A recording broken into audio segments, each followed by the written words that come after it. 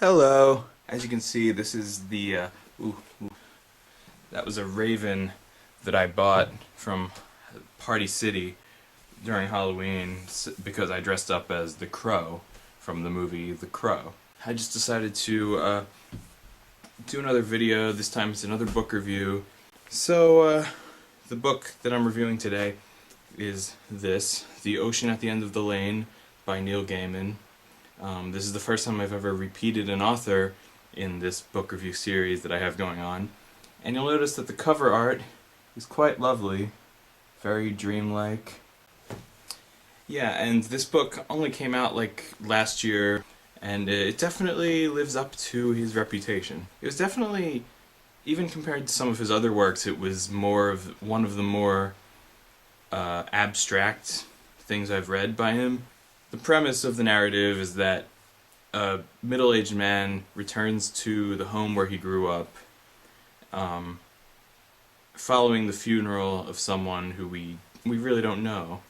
But he returns to his home where he grew up, which is in the country, up the road from a farm, and memories come flooding back to him when he sits next to this pond one of his childhood friends insisted was an ocean. And there we have the majority of the story.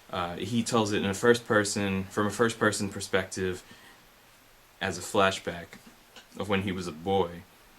As a boy, the main character, who is unnamed, comes across as a rather introverted bookworm. Then one day, his father finds that his car has been stolen, and he and the boy go looking for the car, and they find that it was stolen by a South African miner who'd come to stay with them for a little while, and that miner committed suicide in the car. And that event is actually based on one of Neil Gaiman's real-life experiences, which he incorporated into this narrative.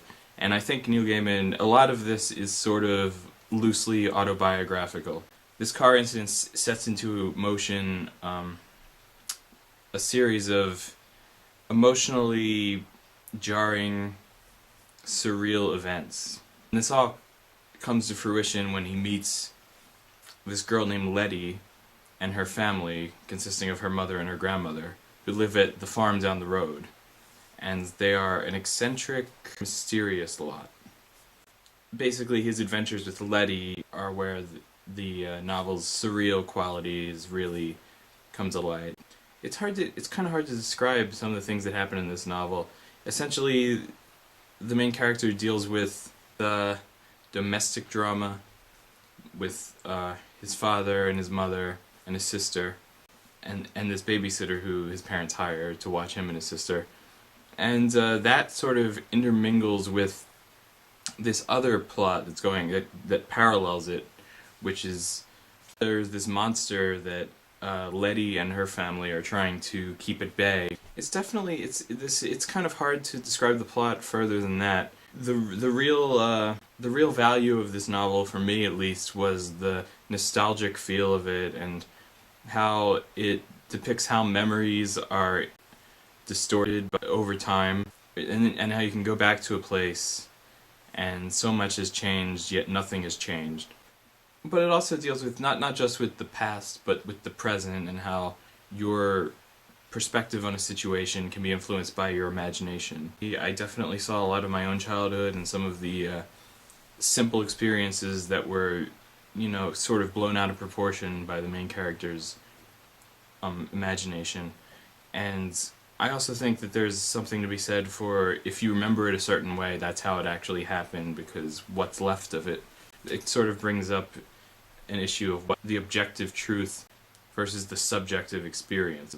On the back cover, Erin Morgenstern, author of The Night Circus, says that she read it in one sitting. So the moment I saw that, I thought, challenge accepted. I ended up reading half of it in one sitting, and then I went to bed, and then the next morning I finished it. So almost, but it isn't that long of a book. It's just short of 200 pages, and yeah, it's definitely worth picking up and soaking it all in. If you have any heart at all, you will be able to project your own memories onto something like this.